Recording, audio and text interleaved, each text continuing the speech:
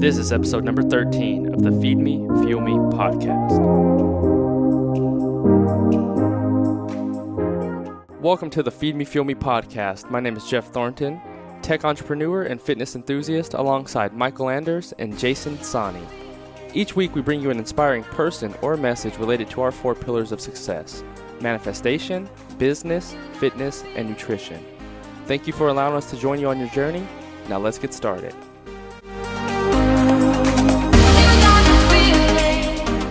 What up, guys? Episode 13, Feed Me, Fuel Me podcast. Mike Anders here with Jeff Thornton. What up? What's good, man? Man, chilling. How you been, bro? Good, man. Oh, that last episode just had me fired up, dude. Test driving your life and really figuring out, really through a process of elimination, what it is that you really want. And that kind of just streamlines your path to your goals. And, as you go through that process, if you're not schooling yourself with some kind of literature, you're not you're really stunting your growth. It's true. By sheer lack of information, if nothing else. And so today we're going to talk about some of the go-to authors and some of the books that we've read that have shaped our path and that really help us generate some perspective when it came to putting action behind any list of goals. And I do a lot of reading, and for those of you that are like me and feel that you just read super slow, that really turned me off to reading for a long time.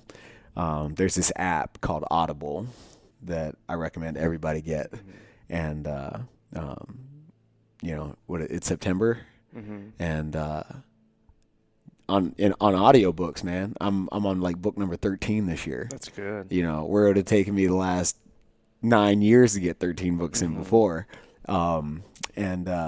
It's been a game changer for me in terms of just being able to outright absorb information. So if you feel like you read slow and that's just not your wheelhouse, to actually take time out of the day, sit down in a quiet space and like make sure that the world is at peace with your trying to read, audiobooks is where it's at, man. We were talking about the Alchemist. Yeah. And I'm actually surprised that you haven't read that, man. Yeah, man, I started. Haven't even jumped on it, dude. If you haven't read The Alchemist, put it at the top of your list, because it's number one, it's just an interesting story all by itself, regardless of the context with which you're reading it.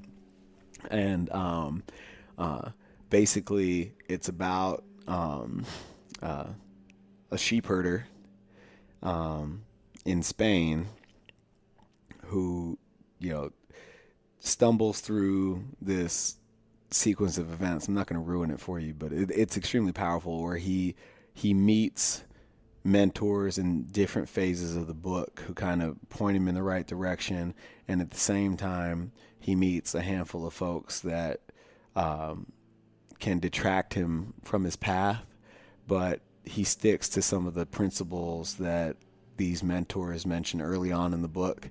He holds true to those principles and ends up where he set out to go in the very beginning. So it's really powerful from that standpoint, where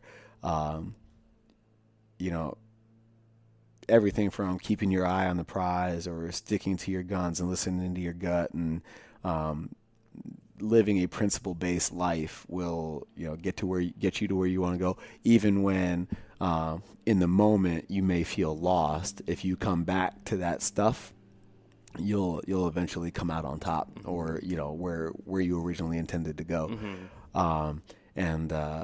This kid's path along the way takes way longer than he originally intended, like a lot longer. Yeah. And as a now that I'm in business for myself, it's completely relatable to me as an entrepreneur, where it's like, okay, you put the plan together, you execute the plan, and then damn, this, there's a lot of unforeseen storms and whatnot, and you're just like, oh, this is gonna take a lot more work than I originally thought. And but he overcomes all of that and comes out on top. So yeah, number one, just based on some of the conversations I've been having lately, if you have not read The Alchemist, you need to get on it. Mm-hmm. Yeah. That's a good recommendation, man. I know I've started that one earlier this year, and then eventually, I guess I lost my path. No, I started reading other books, man. I think. Are you a serial reader where you read like 6-7 books? I am, at the dude. same time? I am. I can't do it, man. How do you manage that? Man, because I get to a point. Back in 2013, I saw like the top guys read 60 books a year. So I push myself every year to read 60 plus books a year. Okay. And then I can read pretty well, Right. And I need to start implementing those audiobooks as you mentioned, because if you're outright reading 60 books a year, yeah. If you get audiobooks, dude, you'll read like 400. Yeah, I think I need to start doing that, because for me, I like watching a lot of video. Okay. And then reading as well. Mm-hmm. I find it pretty comforting, but I'm gonna start implementing that Audible, man. That sounds like the best path for me. But I think the book for me that sort of changed my perspective in business was The 50th Law, man, by 50 Cent and Robert Greene. I haven't read that. Oh my gosh, dude! If you haven't read that book, I would suggest it, because for me, I've always been a huge fan of 50 Cent, the rapper. Sure. But not only the rapper. First, I liked the rapper side of him, but I felt like his business savvy in a sense is so far past what people think. Like what he's been able to achieve in just when he came on the scene in 10 years. From 2000, 2002 to now, right, 2012 at that point. He created massive business. And I mean, people talk about, for me, like the Jay-Z's of the world who've done very well for themselves or continue to do very well.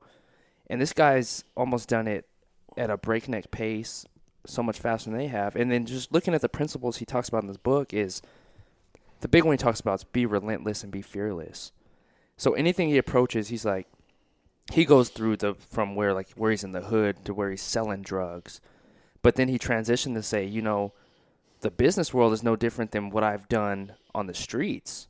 It's just a totally different environment. He's like, what's interesting, he said, the corporate thugs are worse than the thugs I had to deal with on the street corners. He's like, because the way they can manipulate the rules of the business game, he's like, it's more cutthroat. But the principles he talks about in that book is just being so focused on where you want to go in your life and having a clear plan on getting there, and basically ultimately surrounding yourself in points to where, okay, if you may be at this stage in your life where you're the bottom man of the totem pole, but he's like, what you need to do if you're at that position is you need to learn everything about that business from the low level to the highest level, and by the time you get done transitioning out of that business, you understand how the entire corporation works in itself. And he's like, but the thing about it is that you have to be able to focus your mind in a way to understand how everything is working without the fear of knowing that you're not going to be at that point yet. You know what I mean? So that book, I mean, gosh, dude, I can't even. It's been like a year since I've read it completely again. But man, I think that thing just shifted my mind so much, man. And Robert Greene's, he's huge on mastery too. Being able to create mastery in your life, and it talks about all of that just with applied principles from both I guess walks of life, from the guy who started out as a drug dealer and the guy who starts out as an educator, and how they combine those two worlds to show how similar they are. Man, I think that book, and honestly, that book changed my life as far as my mindset. That's intense. Because in a different context, so much of that stuff is very much the same. Mm-hmm. Not that I would ever condone selling or right. doing drugs, right. The skills and the mindset that it takes to succeed in the dope game, so to speak, and what it takes to succeed in corporate America are very much the same. Because there's competition everywhere. Everybody's trying to take your share of the market, so to speak, and you have to be able to navigate all those waters successfully, and it's a people game. You have to be able to network if you expect to be successful. And we were talking about that a little bit earlier as well. Another game changer for me was I'm a very principle based guy. Like, I'm not so deep in the weeds about how to do stuff as I am understanding the principles that make you successful at anything. And there's a book out there called The 10X Rule by Grant Cardone. Yeah, that book's good. And I just stumbled upon it in the airport. I was traveling with my wife, and like stuff like that just kind of grabs my attention. And so I downloaded it on Audible, and I think I got through it in 2 or 3 days. It's a quick read. Yeah, and it's even quicker when you can listen to it.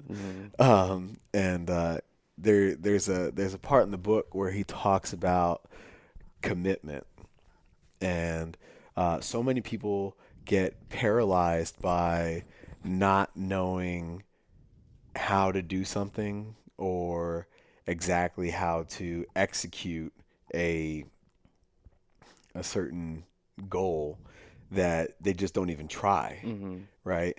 And he tells a story about how he kind of just bullshitted his way into this presentation and got in front of the CEO, pitched his idea, and it took off. But the overarching theme of the story was that he committed first and then figured it out later, because he put himself in a situation where he had to figure it out. And if you go back to college, where they give you there's a term paper due at the end of the semester, and you're going to acquire all this knowledge over the course of 4 or 5 months, and then you're supposed to take all that stuff and throw it into this 30-page paper due at the end of the semester, right? Under the premise that you're going to be working on the paper all semester long. But what do we do as human beings? We wait until 2 weeks before the damn paper's due, if not the night before, and we try to hammer it out, right? Well, if that's human nature, you can use that to your advantage, and that's what Grant Cardone talks about.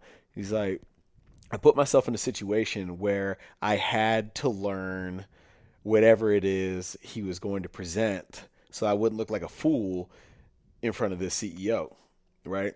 And it's totally possible, to put yourself under the gun. And you hear all these high performing individuals say they just thrive on pressure, and what they've done is they've put themselves in a position where they give themselves these near impossible deadlines that force them to be the most productive they can possibly be in a certain time domain.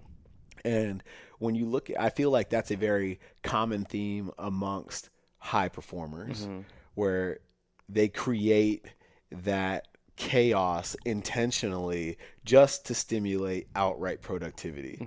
And if you take nothing else from the 10X rule, that would be the number one thing that applies to virtually everything in this life, whether it's business, family, or whatever.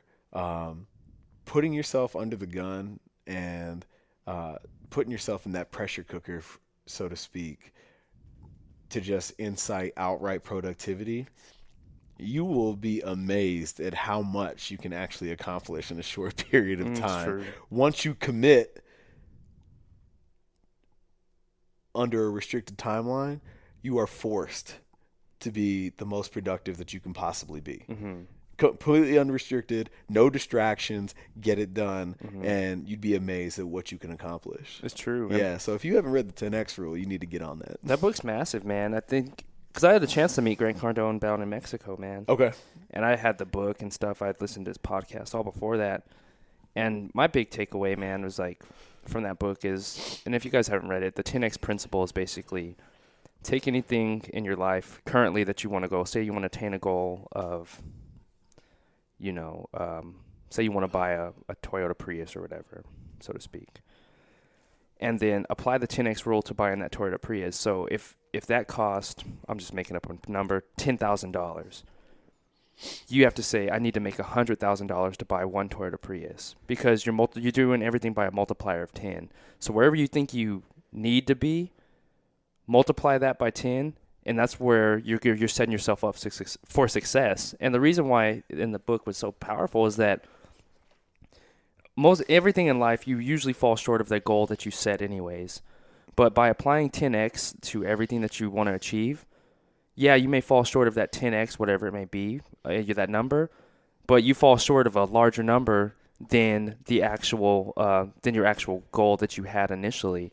So yeah, you're gonna get not only one Prius, you can get 8 or 9 Priuses, right? Mm-hmm. So then that's where the power comes in of setting yourself so far above where you think you need to be. And what I found from that book was interesting was that, and it was one of the quotes he used, and it sticks with me every single day, man. It was when he said, oh gosh, how did I just lose it in my mind right now? Oh yeah, here we go. He said, what's worse, setting a goal so small and achieving it? What's more disappointing, setting a small goal and achieving it, or setting a large goal, falling short of it, and not achieving it, but still ending up better off than where you ended up, right? Right. That's huge to me, because how many times have I in life that you've set a goal so small that you knew you could achieve, and once you achieve it, you leave yourself, you're unfulfilled. You're like, that was easy. I knew I could do that. Right. But when you set something so that you're uncomfortable with reaching, Yeah.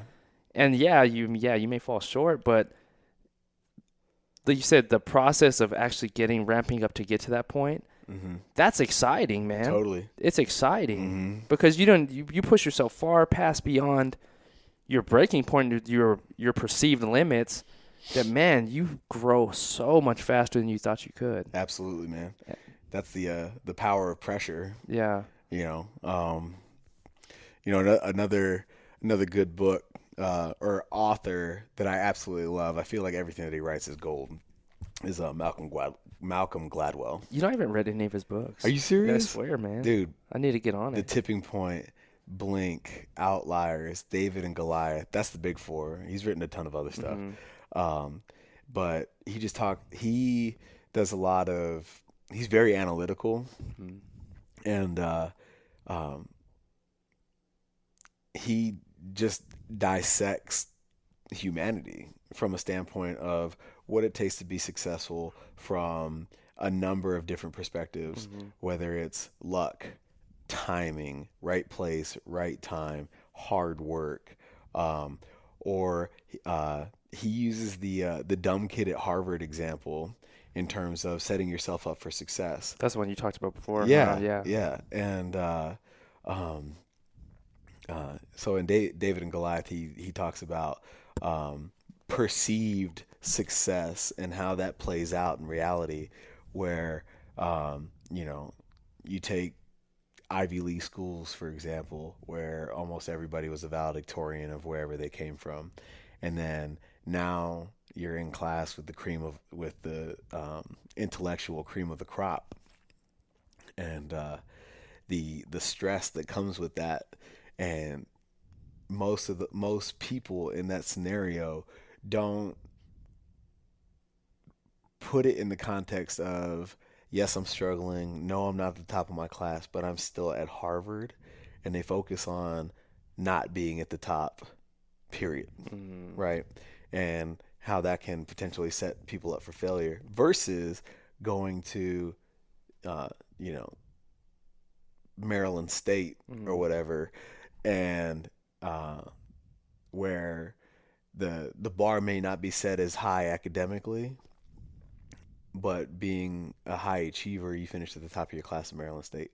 And he does this market analysis of CEOs or people at the top of their corporate ladder, and there's more people from these state institutions than there are from Ivy Leagues. obviously there's a greater pool to draw from, but their expectation of success, their perception of success, and what they're able to achieve personally and introspectively is so much higher because they were able to achieve so much more with a lower stress level on top of that. That makes So sense. it's a very interesting perspective. And then he talks about in a number of books. I think is it Tipping Point? In Tipping Point, he talks about there's three kinds of people. There's one of which being connectors, which is something that I truly connect with, quote unquote, no pun intended. And these are the people that kind of know everybody, and they're, if person A has a need, he knows person B, and he puts those two together to facilitate, that relationship and that progress. It's all just very powerful principle-based stuff, and it kind of provides a context for what success actually looks like and how it's achieved. So I think he does a very, very, very good job at pinpointing those elements. That's awesome. I need to jump on some of his books, man. I know you've talked a lot about him. Yeah. But I need to actually just start. I'm a nerd like that, though, Yeah. man. So, like, that kind of stuff just kind of fits my fancy. Yeah.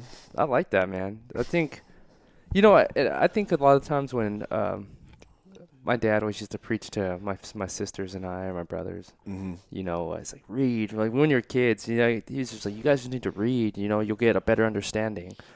And as a kid, I didn't read as much as I do now. Sure. And it's just like, looking back in the past, like, I was like, man, I should have listened, right? I should have listened, because if I knew then, if I actually listened, I Right. would have been a lot further ahead in a lot of things that I've done in life, But I think of, when it comes to reading, I think of this picture I saw. It was like a little drawing somebody had. And basically, they had two guys in this picture, and you see a cement wall in front of both of these men, right? And so on the right side, there's a man. He's just standing on the ground, standing on the sidewalk, staring straight at the wall. And on the left side, there's a guy standing on a stack of books, looking over the wall. And it's just saying, if by the amount of books you read opens you up to clearer things, so you can see on the other side. And that the picture sticks with me. It's just like, wow. It's just, and that's like, like, looking back, like, that's what my dad was telling me. The more you read, the more knowledge you're attaining. It gives you a clearer vision to see what's on the other side. And that picture, I saw it a few weeks ago, and it was just so powerful to me that it's extremely powerful. It just opens you up. And I think when it comes to looking at literature that way, instead of, you find that you may not be, like you said, the best or the fastest reader in the world. Find something when it comes to literature that fits your mold, whether it's watching videos, listening to audiobooks, reading the book, whatever way helps you consume it the best. Do that, because, man, these books, they're gold. It's gold sitting beneath the cover. Well, I think what people get lost is, man, they're lost in that system of education where you have to pin yourself down, break out the highlighter when you're trying to do anything for educational purposes, and that kind of just drowns out the message, right? When in actuality, once you get out of high school, hey, man, school's out. Play to your strengths and do whatever it takes to expedite success. Right. So if reading isn't your thing, I'm telling you, man, I read slow as shit. Yeah. Do the audiobook thing, or, vice versa. If you have to read the text and you have to do, highlight and annotate and go through that process for stuff to stick, then do that, but it's okay to go outside the box. Oh yeah. Like you're not getting graded, you're only graded on what you produce now. So, there are no rules. So whatever it takes, man. There's so much great stuff out there. I just read the E-Myth. What's that? Have you read that? No. Oh man, if you're thinking about starting a business, this will provide so much clarity for you. In the E-Myth, they talk about this guy. They tell a story of a fisherman who charters a boat for a big powerful businessman, right? And he gets on the boat, and this guy's just full of big ideas. He's like, "Oh my God, you could take this boat, and we could buy a fleet, and we can franchise this thing out, and then you can, you know, live the good life, residual income, sitting on the beach, drinking a beer, having a good time, and fishing at your leisure, right?" And I actually had this conversation with Mike Bledsoe about your perfect day. And so this guy, he's only got, this fisherman, he's got the one boat, he charters appointments as needed. He's doing what he loves. And then, at the end of the day, he's bringing food home for the family and, has an awesome relationship with his wife and his kids. And, every day is his perfect day, right? Mm-hmm. And it kind of puts things in perspective when it comes to setting goals and what it is exactly that you're looking to achieve, right? Because is it growing a Walmart-sized corporation that you're really after, or is building that business a means to something else, right? And this is the context I'm trying to put together for you. And in telling the story, the fisherman looks at the businessman after he fucking lays out this elaborate plan that's 10 years long, and it's going to take so much work and all this infrastructure and whatnot. And the fisherman just looks at him and he's like, "Why would I go through all that work to get to a place that I'm already at?" Right? Mm-hmm. So it doesn't, what the moral of the story is, it doesn't take $1 million to have the perfect day, to live the life that you want to live, right? So it really dials down. Not that it makes it okay to be mediocre. That's not the message. The message is taking a time out to really understand what it is you want out of life, and then acting accordingly. Because statistically, once you make over I think it's $75,000 in terms of happiness, money has no value, statistically speaking. So, and I can attest to that as I've gone through my evolution as a personal trainer. Worked with a lot of people that are well-to-do that don't have a care in the world when it comes to finances. I mean, worked with a lot of people that could, we'd finish a session, they could charter a plane to Europe and be gone for a month and not bat an eye. And like, these people complain about some of the dumbest shit, that is inconsequential to me, but I don't walk those shoes. So I try not to judge that, but at the same time, it really opened my eyes, and that story in the E-Myth really drove it home that, it's not about the money. It's being able to make enough money that you're able to do what you want to do, how you want to do it, when you want to do it. And all of that is scalable.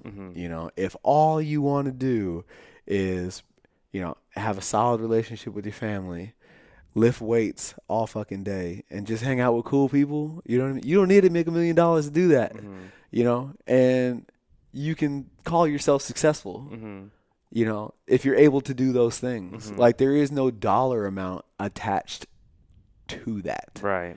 And that's kind of the thing, okay. Right? And as,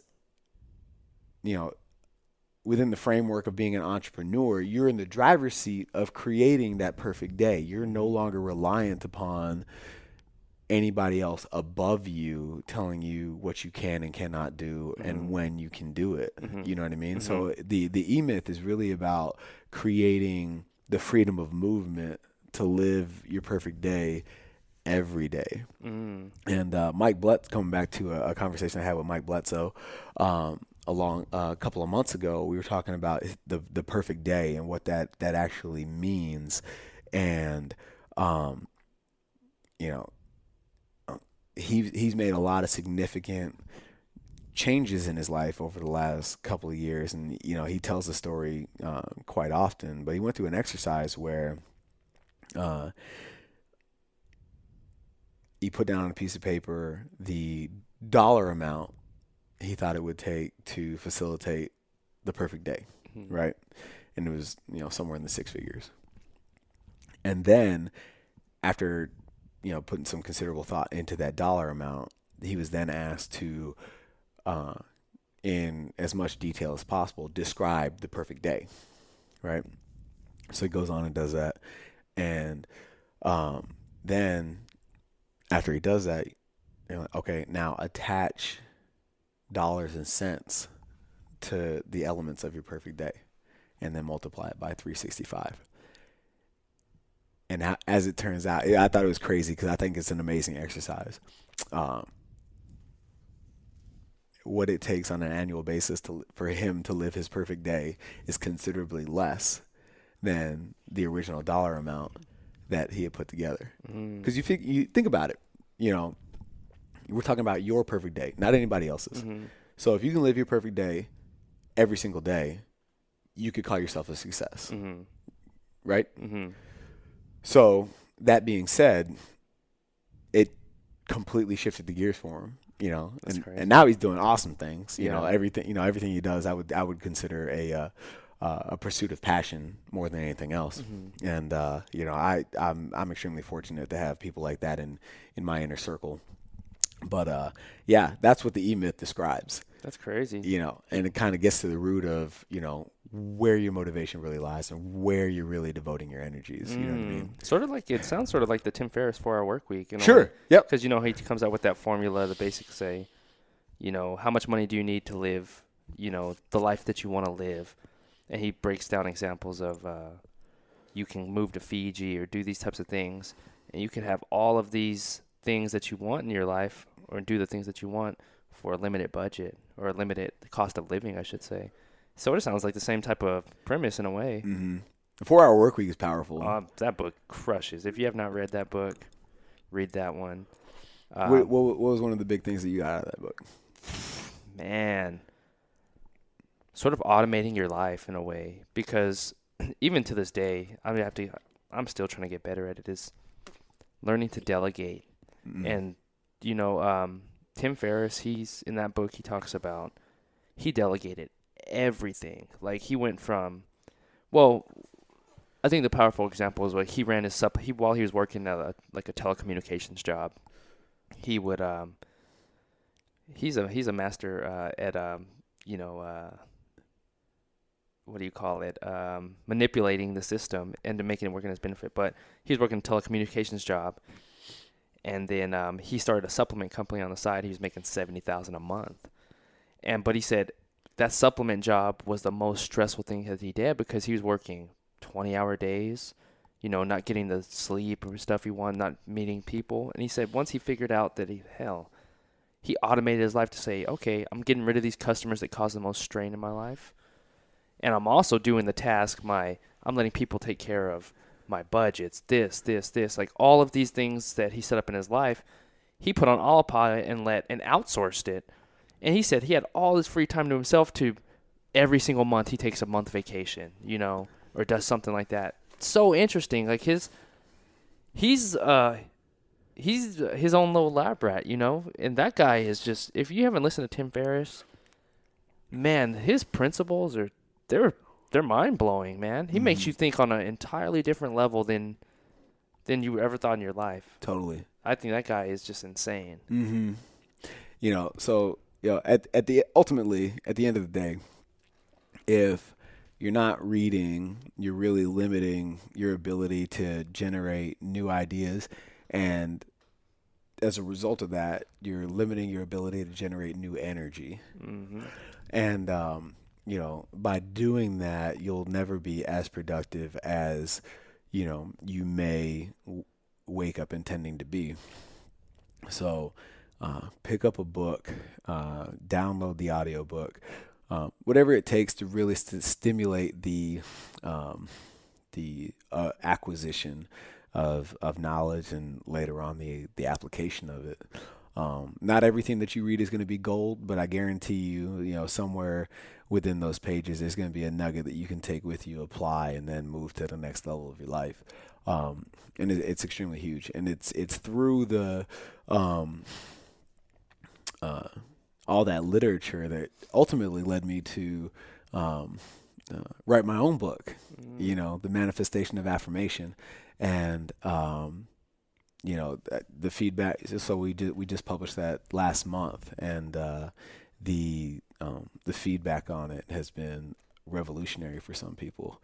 So you just never know until you pick it up and start reading what you're truly going to find in those pages. So, make sure you get with it and take a look at it, and get your hands on as much of that literature as possible. That's true. Listen to podcasts like this, and find out what high performers are reading, and what that stuff has done for them as they've applied those principles.